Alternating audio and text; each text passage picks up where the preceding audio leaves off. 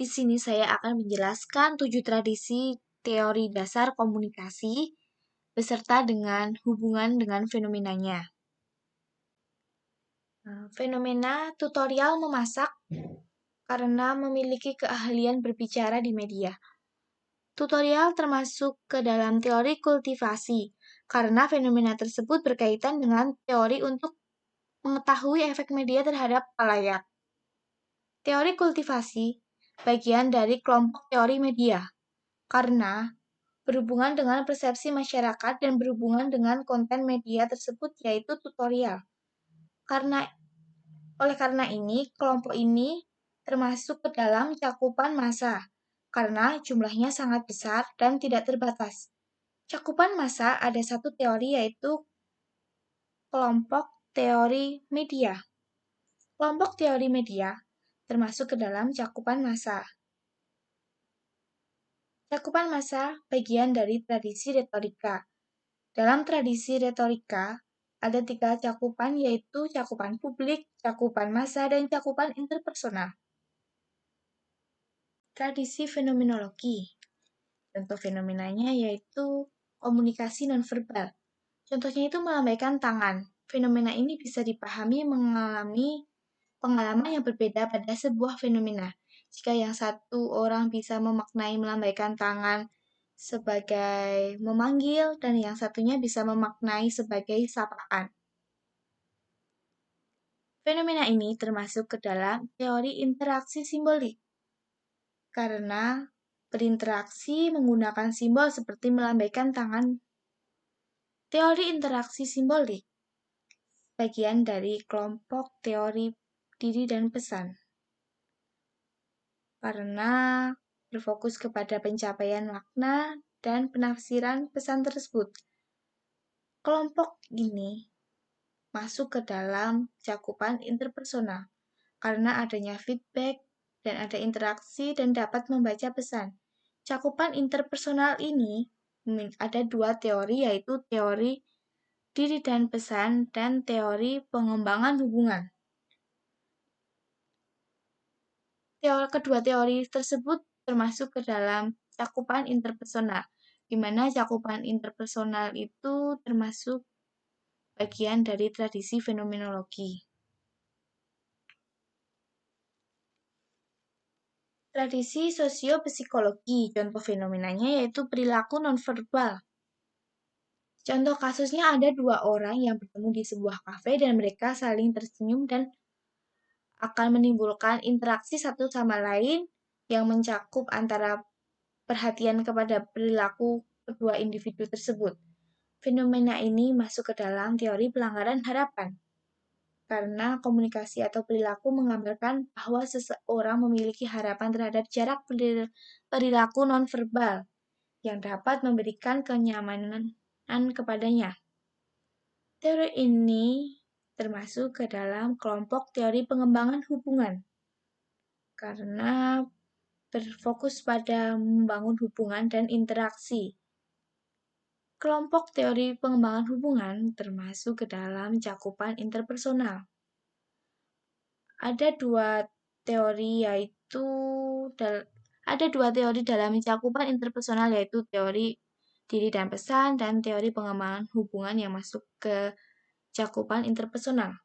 Cakupan interpersonal termasuk bagian dari tradisi sosiopsikologi karena ada 2 cakupan yang masuk dalam tradisi psikologi yaitu cakupan kelompok kecil dan cakupan interpersonal.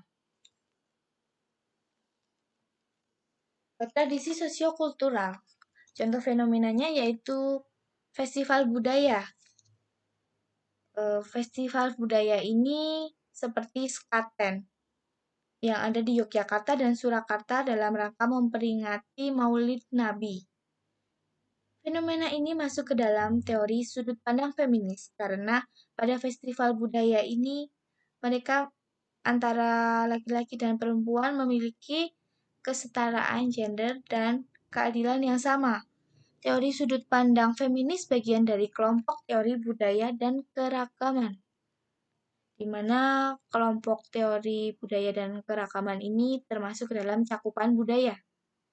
Cakupan budaya termasuk bagian dari tradisi sosiokultural yang dimana tradisi sosiokultural memiliki 3 cakupan, yaitu cakupan interpersonal, cakupan kelompok kecil, cakupan budaya.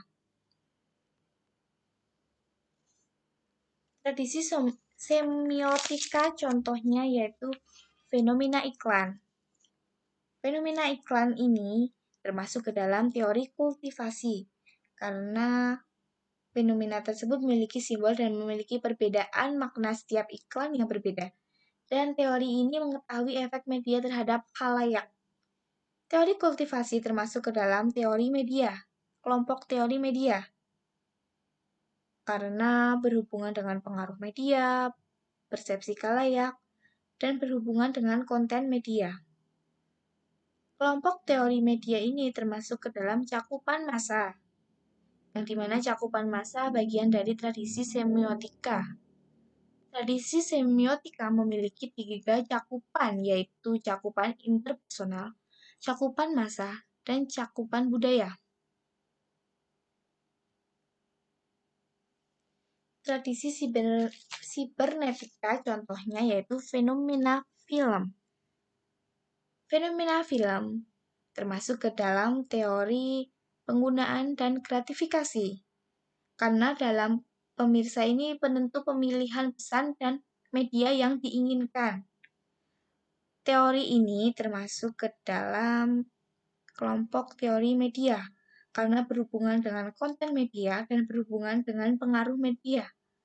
Kelompok teori media ini termasuk ke dalam cakupan massa, karena jumlahnya sangat besar, tidak terbatas, dan tidak saling mengenal. Cakupan massa ini termasuk bagian dari tradisi sibernetika, di mana tradisi sibernetika memiliki 3 cakupan, yaitu cakupan organisasi, cakupan massa, dan cakupan publik. Yang terakhir adalah tradisi kritis. Fenomenanya yaitu fenomena seminar. Fenomena seminar ini termasuk ke dalam teori dramatisme, karena melibatkan fokus ketidaksadaran pada penampilannya dan menempatkan suatu fokus kritik pada adegan yang diperlihatkan, seperti mengkritik gaya penampilan atau gaya bahasa pada saat seminar. Teori dramatisme ini termasuk ke dalam teori publik, karena terjadi pada kelompok komunikator dan komunikan. Kelompok teori publik ini termasuk ke dalam cakupan publik, di mana cakupan publik ini termasuk ke dalam tradisi kritis. Tradisi kritis memiliki 6 cakupan, yaitu cakupan interpersonal, cakupan kecil, cakupan organisasi, cakupan publik, cakupan massa, dan cakupan budaya.